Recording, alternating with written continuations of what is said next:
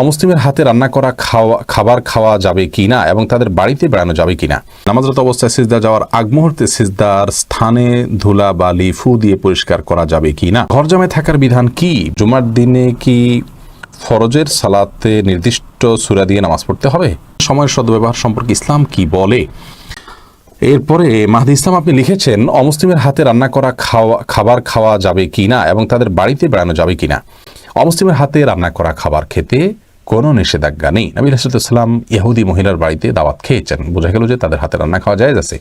আপনি কি খাচ্ছেন সেটি হলো বিষয়। যদি খাবারটি হালাল হয় তাহলে অমুসলিমের হাতেও খেতে পারেন, আর যদি খাবারটি হারাম হয়, সেটা যদি কোনো ভালো ইমাম সাহেব, মক্কার ইমাম সাহেবও রান্না করেন, সেটা আপনার জন্য খাওয়া জায়েজ হবে না। দেখতে হবে যে খাবারটা হালাল কি হারাম, সেটি হলো মূল বিষয়। এরপর এমডি মাহমুদ হাসান আপনি লিখেছেন, নামাজরত অবস্থায় সিজদা যাওয়ার আগ মুহূর্তে সিজদার স্থানে ধুলা বালি ফু দিয়ে পরিষ্কার করা যাবে কি না। একান্ত প্রয়োজন না হলে এটি করবেন না, এবং এটি করতে গিয়ে অনেক সময় আমলে কাসির হয়ে যায়, অর্থাৎ আপনি এত বেশি ফু দিচ্ছেন। অনেককে দেখা যায় যে সিজদা যেতে গিয়ে এত বেশি ফুটা দিচ্ছেন আশেপাশে, তিনি আমলে কাসির করে ফেলছেন, অর্থাৎ তাকে একজন দর্শক দেখে নামাজে আসেন নাকি এমনিতে তিনি জায়গা পরিষ্কার করছেন, এটা সন্দেহের মধ্যে পড়ে যায়। এত বেশি যদি তার নামাজের অবস্থা থেকে, হাইয়াত থেকে তিনি সরে যান, তাহলে সেক্ষেত্রে তার নামাজ কিন্তু বিশুদ্ধ হবে না এবং নামাজ নষ্ট হয়ে যাবে। আর যদি এত বেশি তিনি নড়াচড়া না করেন, বা খুব আলতোভাবে ফু দিয়ে জায়গা পরিবর্তন করেন, পরিষ্কার করেন, তাহলে সেটা জায়েজ হবে। যদি এত ধুলাবালি হয় যে নিঃশ্বাসের সাথে তার নাকে ঢুকবে, তিনি ক্ষতিগ্রস্ত হবেন, অসুস্থ হবেন, এরকম আশঙ্কা থাকে, তাহলে এটি করা যেতে পারে। হাত দিয়ে একটু সরা দিলেন বা আপনি নাক দিয়ে ফু দিলেন, এটি জায়েজ আছে। কিন্তু একান্ত যদি জরুরি না হয়, তাহলে শুধুমাত্র সূচিবায়ের কারণে বা অতি শৌখিনতার কারণে এমনটি করা সালাতের যে সৌন্দর্য সেটাকে নষ্ট করে দেয়। মির্জা কাফি আপনি লিখেছেন, ঘর জামায় থাকার বিধান কি? ভাই, ঘর জামায় থাকতে শরীয়ত নিষেধ করেনি আমাদেরকে, এবং আল্লাহ নবী শুআয়ব আলাইহিস সালামের ঘরে আল্লাহ নবী মুসা আলাইহিস সালাম ঘর জামাই হিসেবে 10 বছর বা তারও বেশি সময় কাটিয়েছেন। তো বিষয়টি যদি নাজায়েজ হতো তাহলে তিনি এটি করতেন না, এবং কোরআনে আল্লাহ তাআলা তার বিবরণ উল্লেখ করেছেন। তাছাড়া কোরআন হাদিসে কোথাও শ্বশুর বাড়িতে থাকা যাবে না বা শ্বশুর বাড়িতে নিজের আবাসন হিসাবে থাকা যাবে না এমন কোনো কথা বলা হয়নি। তবে হ্যাঁ, ঘর জামাই হিসাবে কেউ যদি থাকছে, অ্যাজ এ যৌতুক হিসাবে যদি সেখানে থাকে, ধরুন কারণ মেয়ে বিয়ে করেছেন, শর্তই হলো যে তাকে সেখানে বাড়ি দিতে হবে, গাড়ি দিতে হবে, ফ্ল্যাট দিতে হবে, সেখানে সে যা উঠবে, শর্ত দিয়ে যদি সে যৌতুক হিসাবে সেখানে আদায় করে নেয় সেটি, তাহলে তো সেটি গুনাহ হবে, এতে কোনো সন্দেহ নেই। যৌতুকের যে বিধান সেটি এখানে প্রযোজ্য হবে, অর্থাৎ গুনাহ হবে, তার জন্য এটি জায়েজ হবে না। আর যে শ্বশুর পক্ষই বরং আবদার করে, অনেক সময় দেখা যায় যে কোনো বাবার একমাত্র কন্যা সন্তান আছে, সেই কন্যা সন্তানকে তিনি চান যে তার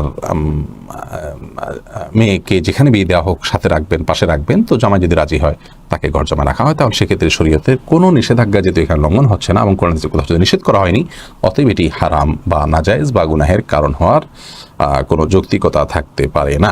ফরজান হোসেন আপনি লিখেছেন, জুমার দিনে কি ফরজের সালাতে নির্দিষ্ট সূরা দিয়ে নামাজ পড়তে হবে? আপনি বোধহয় ফজরের সালাতের কথা বলেছেন। জুমার দিন ফজরের সালাতে প্রিয় নবী সাল্লাল্লাহু আলাইহি ওয়াসাল্লাম প্রথম রাকাতে সূরা আলিফ লাম মিম সিজদা আর দ্বিতীয় রাকাতে সূরা দাহার এটি তেলাওয়াত করতেন। এটি বুখারী শরীফ ইবনে হাদিসে বর্ণিত হয়েছে, এবং এরও বিশেষ কারণ আছে যে সারা সপ্তাহ ধরে আমাদের যে রসদ জোগাড় করতে হয়, সারা সপ্তাহ ধরে আমাদের যে আপনার কি বলে এটাকে, আমাদের যে ইমানের জন্য যে আপনার পুঁজি সংগ্রহ করতে হয়, সেটা এই দুইটা সূরার মধ্যে রয়েছে।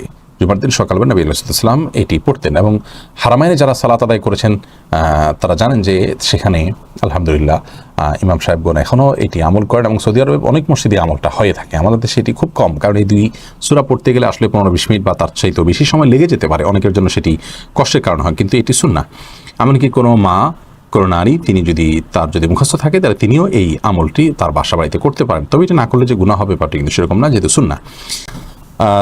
জাহিন মুস্তাক আপনি আইডি থেকে লিখেছেন, সময়ের সদ্ব্যবহার সম্পর্কে ইসলাম কি বলে? সময়কে ইসলাম অনেক বেশি গুরুত্ব দিয়েছে। ওয়াল আসর আল্লাহ তাআলা সময়ের শপথ করেছেন, ওয়াল ফাজর আল্লাহ তাআলা সকালের শপথ করেছেন, যুগের শপথ আল্লাহ তাআলা করেছেন, এরকম বিভিন্ন সময়ের শপথ আল্লাহ রাব্বুল আলামিন করেছেন।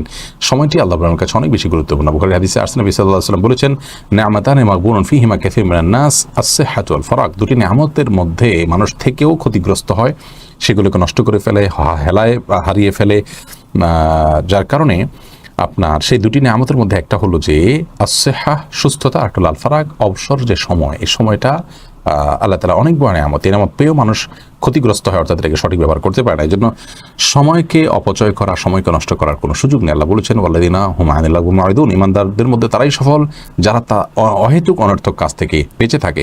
নবী করিম সাল্লাল্লাহু আলাইহি ওয়াসাল্লাম বলেছেন মিন হুসনি ইসলামিল মারই মা তারকু মা লা ইয়ানিহি, মানুষের ইসলাম তখন সৌন্দর্যমণ্ডিত হয় যখন তিনি অহেতুক অনর্থক কাজ থেকে বেঁচে থাকতে পারেন। ইমাম শাফি সহ অনেক বড় বড় ইমামগণ এই হাদিস সম্পর্কে অনেক গুরুত্বপূর্ণ মন্তব্য করেছেন। অনেকে বলেছেন যে এই যে একটা হাদিস, নবী আলাইহিস সালাম যত হাদিস আছে সেগুলোকে যদি সংক্ষিপ্ত করা হয়, গোটা ইসলামের নির্যাস বের করা হয়, তার ভিতরে এই হাদিসটি উঠে আসবে। অর্থাৎ সময়কে কোনো অবস্থাতে নষ্ট করার সুযোগ নেই ইসলামে। একজন মুসলমানকে এই জন্যই তো 5 ওয়াক্ত সালাত, সকাল সন্ধ্যার দোয়া, প্রতিটা মুহূর্তকে রুটিন ভিত্তিক ব্যবহার করার জন্য ইসলাম দিয়েছে। আজকাল তো আমাদের এত সময় যে টাইম পাসের জন্য আমরা অনেক অপকর্ম করে থাকি, অনেক গুনহার কাজ করে থাকি, গেমস ইত্যাদি খেলে বদভ্যাস করে থাকি। অথচ সাহাবীরা এত বেশি আমল করতেন যে আমল করতে করতে শেষ করতে পারতেন না। তখন এসে নবীজির কাছে বলতেন ইয়া রাসূলুল্লাহ আমাদেরকে সংক্ষিপ্ত কিছু বলেন, মানে করে শেষ করতে পারছি না, এত আমল, এত রুটিন। অতএব সময়ের কদর আমাদের করতে হবে। সময়ের সমষ্টি তো আমাদের জীবন, অতএব এই জীবনের বিনিময়ে আল্লাহ তাআলা জান্নাতি মনিদের সঠিক ব্যবহার করতে পারি।